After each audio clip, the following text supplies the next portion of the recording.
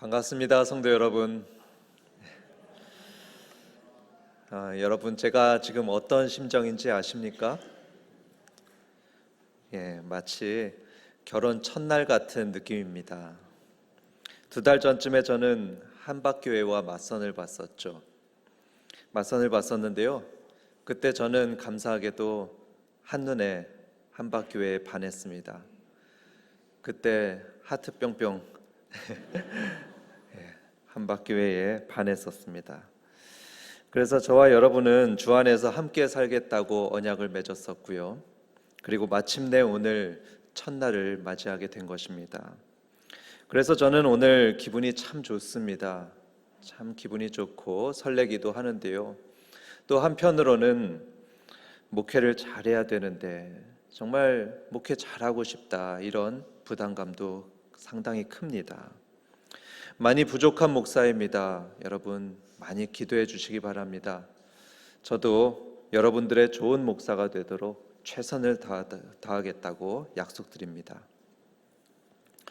첫 설교로 뭘 할까 고민하면서 이달 초에 기도원에 갔었습니다. 기도원에 가서 기도하고 말씀도 보고 또 기도하고 말씀 보고 이렇게 기도를 했는데요. 주님께서 이렇게 기도하게 하셨습니다.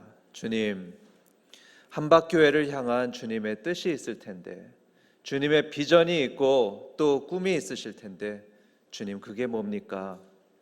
주님이 피값으로 사신 이 교회, 이 공동체를 어디로 인도하면 되겠습니까? 이렇게 하나님께 질문하고 기도했었습니다. 그러면서 2개의 비전을 받았었는데요. 저는 이 2개의 비전이 하나님께서 우리 한박교회 공동체에 주시는 그런 비전이라고 생각하고요. 또 제가 목사로서 지켜야 될 중요한 목회 원리라고 믿습니다. 그래서 오늘과 또 다음 주일에 걸쳐서 이 2가지 목표 그리고 비전을 여러분들과 함께 나누고자 합니다.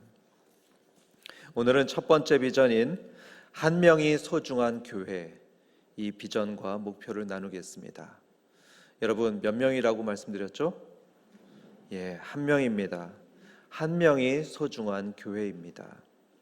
우리 한박교회 믿음의 공동체는 한 명의 영혼을 소중히 여겨야 된다.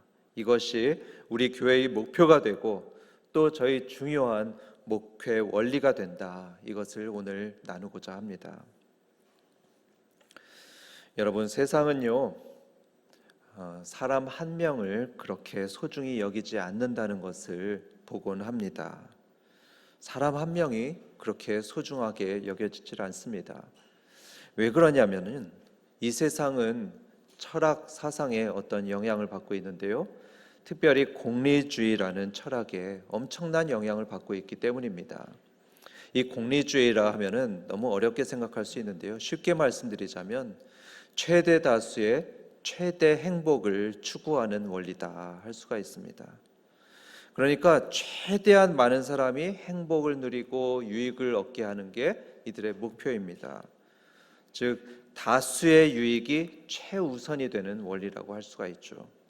그러다 보니까 어떤 윤리도덕을 말을 하냐면 다수를 위해서라면 소수는 희생돼도 좋다, 이런 윤리관을 가지고 있습니다. 그래서 다수의 유익이 최우선입니다. 한 사람은 종종 무시되곤 합니다. 한 철학 교수가 이 공리주의를 설명하면서 이런 예를 들었었습니다. 4사람이 망망대해, 그 망망대해 한가운데서 표류하는데 며칠 동안 굶고 있었습니다. 앞으로 언제 구출될지도 모르는데 그런 상황에서 4명이 굶어 죽어가고 있었죠. 그 중에 3사람이 모여가지고 이런 모의를 꾸몄습니다. 야, 저기 한 사람 지금 죽어가고 있는데 어차피 죽을 저 사람 우리 잡아먹어버리자. 저 사람 그냥 먹으면 우리 3사람이라도 살 수 있는 것 아니겠냐. 그러면서 그 사람을 잡아먹게 되었다는 것입니다. 이 일에 대해서 교수는 학생들에게 이런 질문을 했습니다. 여러분들은 이 3사람의 선택에 대해서 어떻게 생각하십니까? 윤리도덕적으로 어떻게 여러분들은 판단하십니까? 질문을 했는데 많은 학생들이 어떻게 대답했는지 아십니까? 상당히 많은 학생들이 그건 어쩔 수 없는 선택이었다 대답을 했습니다. 그건 도덕적으로 큰 문제가 없다 대답을 했다는 것입니다. 왜냐하면 한 사람, 그 약한 사람이 죽고 대신 세 사람이 죽었기 때문이다 하는 겁니다. 네 사람이 다 죽느니 차라리 한 명 약했던 사람을 잡아먹어서 세 명을 사는 것이 그게 좋은 것이다. 어쩔 수 없는 것이었다. 이렇게 말을 했다는 것입니다. 그런데 여러분, 이게 바로 공리주의자들의 생각입니다. 한 사람이 고통받고 심지어 그 사람이 죽는다 하더라도 만약에 그렇게 해서 세 사람이 살 수만 있다면, 그렇다면 그 행위는 문제가 없다. 심지어 식인 행위를 하더라도 도덕적으로 정당하다 얘기를 한다는 것입니다. 여러분은 어떻습니까? 이게 과연 맞는 것 같습니까? 하나님께서도 그것을 옳다고 얘기하실 것 같습니까? 그렇지 않죠. 하나님께서는 그것을 원하지 않으실 겁니다. 기독교 신앙하고 맞지 않는 판단입니다. 그런데 안타깝게도 이 세상은요, 하나님의 법보다, 하나님의 생각보다 이 공리주의에 지배받고 있는 세상입니다. 한 사람의 가치가, 그리고 또 한 사람의 생명이 그렇게 존중받지 못하고 있습니다. 특별히 약하고 부족한 사람이면 더욱 경시받는 이 세상입니다. 그런데 더 안타까운 것이 있습니다. 여러분, 세상은 그렇다 쳐도, 세상은 그렇게 악하다 쳐도 교회는 그러지 말아야 되는 것 아니겠습니까? 교회는 약하고 부족한 한 사람을 존중해주고 소중히 여겨야 되는 것 아니겠습니까? 그런데 이 교회도요, 공리주의의 영향을 받는 것 같습니다. 교회 중에서도 큰 교회가 더 그렇습니다.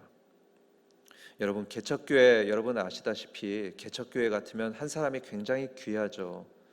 한 사람을 정말로 귀하게 봅니다. 얼마나 귀하게 보냐면요, 한 사람을 누구 데려오기 위해서라면 심지어 30-40분 거리나 되는 그런 곳까지 가가지고 데려오는 것이 어떤 개척교회 얘기이기도 합니다. 새신자가 오게 되면요, 담임 목사는 말할 것도 없고 온 교회가 거기에 온 신경을 씁니다. 그래서 마치 연예인이 온 것처럼 난리가 나는 것도 보게 됩니다. 여기 와서 앉으세요. 이거 맛있는 거 드셔보세요. 이러면서 아주 대접을 잘해주곤 합니다. 그런데 교회가 커지면 어떻게 됩니까?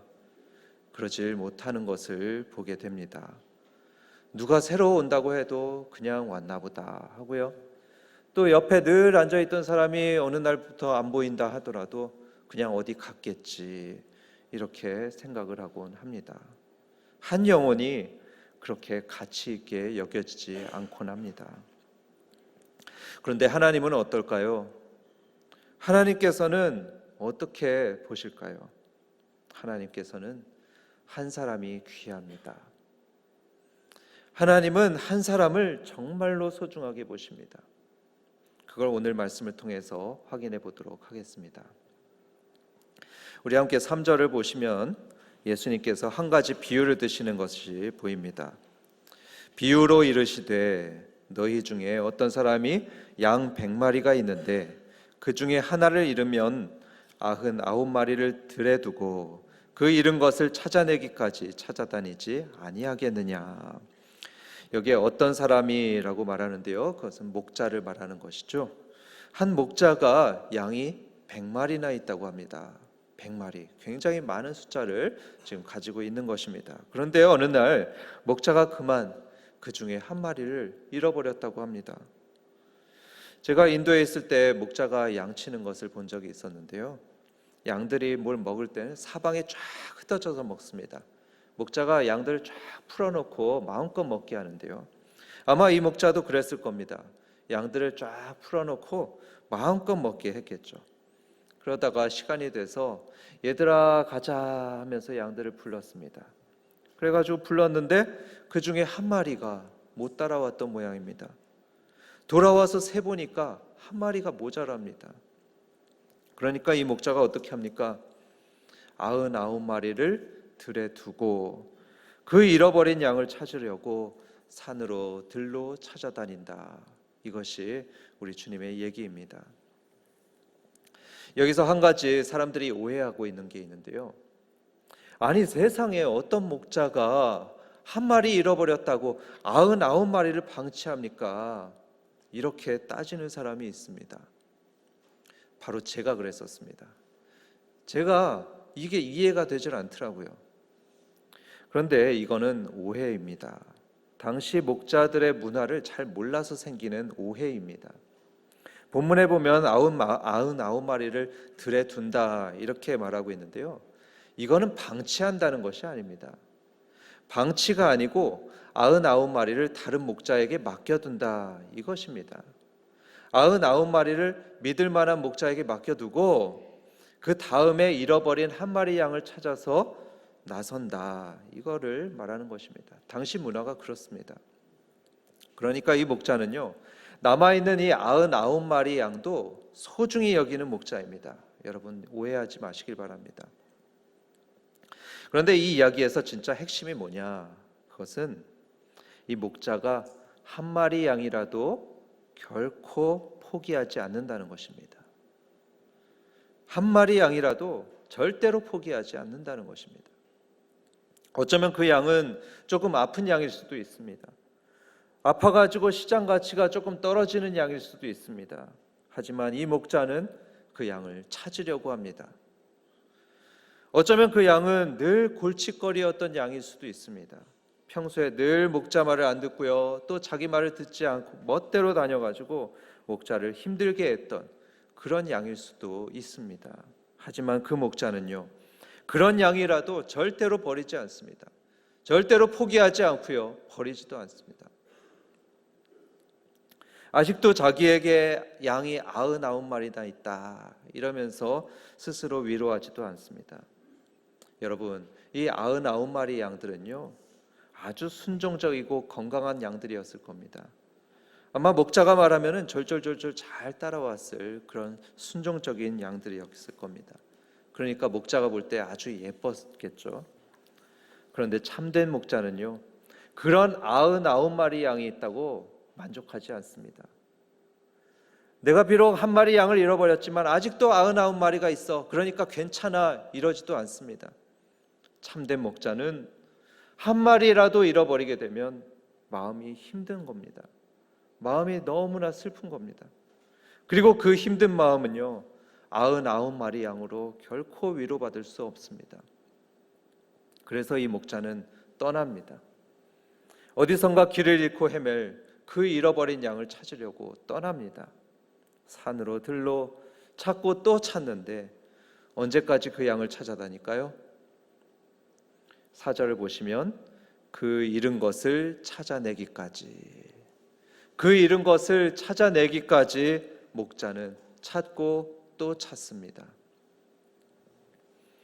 여러분, 이건 누구 마음을 말씀하고 있는 겁니까? 누구 마음을 이렇게 말하고 있는 걸까요? 하나님의 마음입니다. 바로 하나님의 마음이 이 목자와 똑같다고 예수님께서 말씀하고 계시는 겁니다. 하나님은요, 이렇게 한 명의 영혼이라도 절대로 포기하지 않으시는 분입니다. 한 명이라도 잃어버리게 되면 그 영혼 찾을 때까지 포기하지 않으십니다. 8절을 보시면 불을 켜고 찾으시는 분, 바로 그분이 하나님이라고 말씀하고 있습니다. 이렇게 하나님은요, 한 사람을 소중히 여기시는 분이십니다. 또 우리 함께 5절을 볼까요? 5절을 보시면 또 찾아낸즉이라고 말합니다. 또 찾아낸즉. 그렇게 찾더니 결국에 그 목자는 잃어버린 양을 찾아냅니다.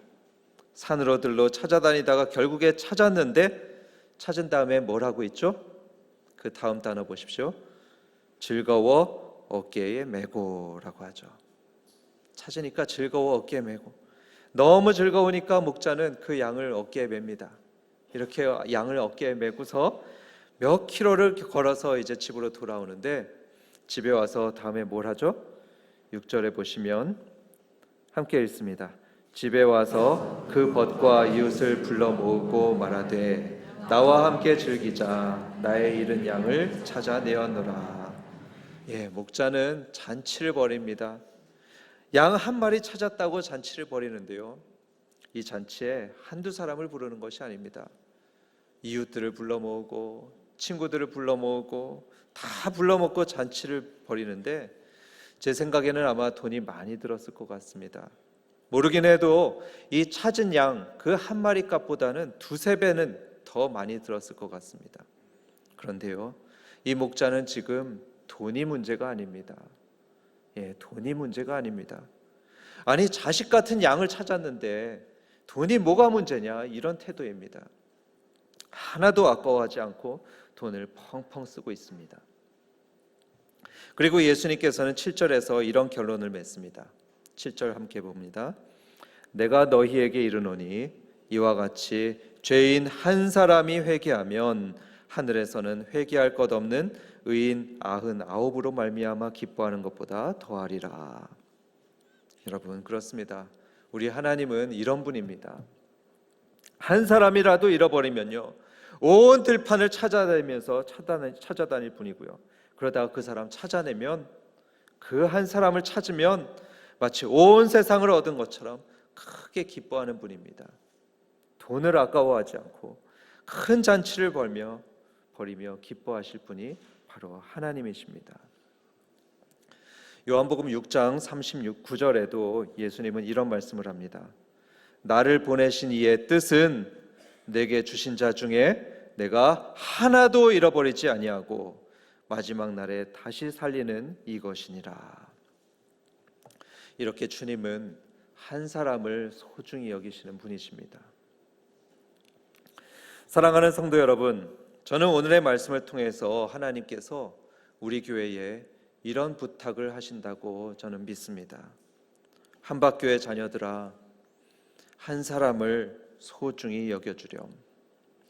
어린이 한 명을 소중히 여겨주고 청년 한 명, 어르신 한 명, 새신자 한 명, 환우 한 명, 목장 식구 한 명, 그 한 명을 소중히 여겨주길 바란다. 저는 분명히 오늘 말씀을 통해서 하나님이 우리들에게 이런 부탁을 하신다고 믿습니다. 우리 예수님께서 그러셨듯이 우리도 한 사람을 잘 돌보고 한 사람도 잃어버리지 않으려고 노력하는 그런 한박교회가 되길 주님의 이름으로 축원합니다. 예전에 어떤 리더가 이런 간증을 하는 것을 들었습니다. 성경을 배우고 또 삶도 나누는 소그룹을 인도하고 있었는데요, 이 소그룹을 인도하면서 이분이 조금 곤란한 상황을 맞이하게 되었습니다. 어떤 상황이냐면, 나눔을 하는데요, 어떤 사람이 말을 했다 하면 5분은 기본입니다. 10분도 얘기하고요, 15분도 얘기를 하는 겁니다. 혼자서 힘든 얘기를 계속 혼자 얘기를 하는데, 듣는 사람들은 이런 표정으로 또 시작했구나, 이러는 겁니다. 원래 소그룹에는 한 가지 원칙이 있는데요, 이 소그룹에 어떤 원칙이 있었냐면은 한 사람당 2분만 말하는 것입니다. 한 사람당 2분 이상을 넘어가면 안 되는 게 이 그룹의 원칙이었습니다. 심지어는 인도자도 그 원칙을 꼭 지켜야 됐었어요. 그래서 인도자의 중요한 역할이 뭐였냐면은 이 원칙에 따라서 사람들이 공평하게 말하도록, 누구나 다 대화에 참여하도록 인도하는 것이 이 인도자의 원칙이었고 역할이었습니다. 그런데 지금 어떤 사람이 계속 혼자만 말하고 있으려니까 이분이 곤란했던 겁니다. 도대체 어떻게 할까? 오늘 이분이 또 그렇게 말을 할 텐데, 그렇게 말하면 내가 어떻게 해야 될까? 원칙대로 끊어야 될까 말아야 될까? 고민하고 또 고민했습니다. 그렇게 고민하며 기도하는데 순간 이런 생각이 딱 떠올랐다고 합니다. 이분은 좀 들어줘야 되겠구나. 가족들에게 받은 상처가 너무 큰데 여기서라도 마음껏 얘기하도록 해야 되겠구나, 이런 생각이 들었다고 합니다. 다행히 다른 사람들도 비슷한 생각을 했던 것 같습니다. 그래가지고 한 학기 내내 이분이 얘기할 때요, 다들 끊지 않았다고 합니다. 끊지 않고 잘 들어줬다고 합니다. 참을성 있게 들어줬죠.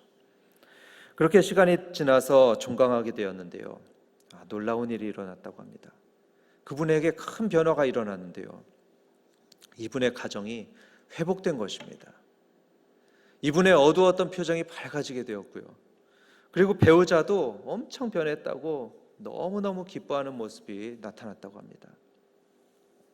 이 간증을 들으면서 저는 이런 생각을 했습니다. 그래, 맞아. 원칙도 중요하지만 때로는 원칙보다 중요한 게 한 사람이지. 한 사람을 구하는 게 원칙보다 중요할 때가 있지. 저는 그런 생각을 했습니다. 그래서 저는 이제 담임 목사로서 우리 교역자들에게 이런 부탁을 드리려고 합니다. 제가 만나보니까 굉장히 좋은 교역자들인데요. 사랑하는 우리 교역자 여러분, 여러분들 한 명의 성도를 소중히 여겨주시길 부탁드립니다. 여러분이 양육하는 한 명의 아이를 왕관의 보석같이 여겨주시길 바랍니다. 저도 그렇게 하겠다고 약속드립니다. 우리 한박교회 성도님들 한 명 한 명을 정말로 소중하게 여기겠습니다. 한 명 한 명을 두고 일일이 기도하도록 하겠고요. 누구를 대하더라도 진정 어린 마음으로 대하기를 약속드립니다. 또 우리 교회 리더인 우리 목자님들과 선생님들께도 동일한 부탁을 드리려고 합니다. 여러분들이 맡으신 목원과 학생 그 한 명 한 명을 소중히 대해 주시길 부탁드립니다. 이미 그렇게 하고 계신 줄 믿습니다. 하지만 오늘 말씀을 한 번만 더 마음에 새겨 주시고요. 한 명 한 명에게 여러분들의 마음을 주시기 바랍니다. 물론 그들이 때로는 여러분들의 마음을 속상하게 할 때가 있을 것입니다. 마치 어리석은 양처럼 여러분들의 말을 안 듣고 때로는 나가려고 할 수도 있을 겁니다. 하지만 그들을 포기하지 마시고요. 버리지 마시고요. 겨우 한 명뿐이라고 생각하지 마시고요. 그들을 다시 한번 찾아가 주시고 또 한번 품어 주시고 그래서 그 영혼을 다시 찾아서 일으켜 세워주시는 그런 참된 목자님들과 선생님들 되시길 주님의 이름으로 축원합니다. 마지막으로 영화 쉰들러 리스트 얘기를 하나 드리려고 합니다. 그 마지막 장면에 이런 얘기가 나옵니다. 그 주인공 쉰들러 덕분에 1100명이나 되는 유태인들이 살아남게 되었다고 하죠. 그래서 그 살아남은 1100명의 사람들이 이 주인공 쉰들러에게 와서 감사하다고 말을 합니다. 사장님, 당신 덕분에 저희 이 1100명이 살아남게 되었습니다. 사장님, 정말로 감사드립니다. 그런데 이 말을 들은 쉰들러는요, 너무나 슬픈 표정으로 이렇게 얘기를 합니다. 아닙니다. 저는 더 살릴 수 있었습니다. 저는 더 많은 사람들을 살릴 수 있었습니다. 여기 이 배지를 보십시오. 이 금배지 팔았으면은 한 사람을 더 살릴 수 있었는데 한 사람을 더 살릴 수 있었을 겁니다. 이러면서 오열하는 모습을 보입니다. 그는 한 사람이 얼마나 소중한지 그 가치를 알고 있었던 사람입니다. 저는 우리 한박교회도 한 영혼의 소중함을 아는 교회라고 믿습니다. 우리 교회 모토가 뭡니까? 한 영혼 구원하여 제자 삼는 교회. 그렇죠. 한 영혼을 구원하고 한 영혼을 든든하게 제자로 세우는 것이 우리 교회의 목표입니다. 우리 모두 이 목표를 마음에 두고 살았으면 좋겠습니다. 그래서 우리 교회에 오면요, 한 사람도 빠짐없이, 정말로 한 사람도 빠짐없이 주님의 사랑을 받고 주님의 위로를 받고 주님의 돌보심을 받고 그렇게 살아가는 한박교회 되기를 주님의 이름으로 축원합니다.